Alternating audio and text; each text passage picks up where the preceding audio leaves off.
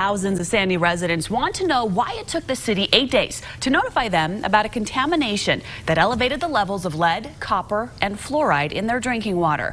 In a press conference yesterday, the mayor of Sandy and state water officials explained why people weren't told, saying they were given permission by the state to only inform the 50 homes initially impacted. Jessica Forsyth and her family have been sick since the 13th, 5 days after Sandy City knew about the fluoride leak. She says her family didn't know, so they continued to drink the contaminated water. When it first happened, we kind of thought stomach flu, and then it seems strange the way we just all got it, but then it hasn't gone away. When you're vomiting and have diarrhea, the pediatrician says make sure they get lots of fluids. So I'm having them drink a lot of water.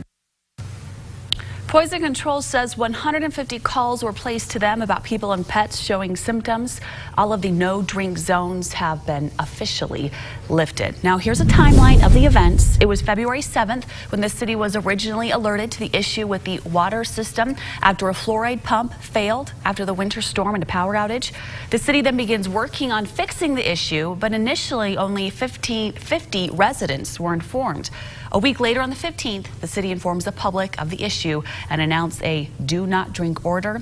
February 17th is when the city lifts that do not drink order.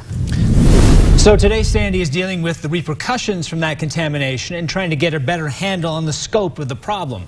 The DEQ issued 2 violations to Sandy City for high fluoride levels and not notifying the public.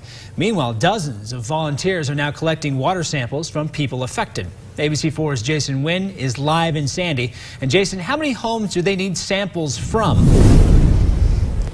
Well, Brian, the city says that those volunteers will be going out to 2,200 homes. Each one was equipped with 20 bottles to collect samples from people's kitchen, along with these forms that they have to fill out.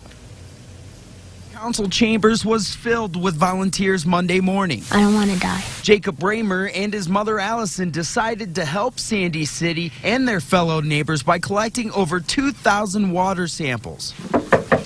The samples are from homes that may have been affected by elevated copper, lead, and fluoride levels. I just wish we would have had a little more communication, a little more upfront honesty about it, so we could take some proactive measures. The city says a fluoride turbine broke down in a well near the outbreak. Engineers found out about the break on February 7th. We were fully recognized. We could have done a much better job in terms of our communication with residents. Residents are being asked to provide samples from their kitchen sinks. They will be sent to Chemtech Ford laboratories for testing. How much is all this going to cost the city to get the water fixed? You know, I don't have any estimates at this point. We also will be crediting all of our customers within this potentially impacted area. The city lifted its bad water notice, but the Scott family is still worried about their water. We're probably going to wait just a little bit more, just to be abundance of caution is kind of the motto at this point. Allowing their kids to build a little fort of water bottles just for fun.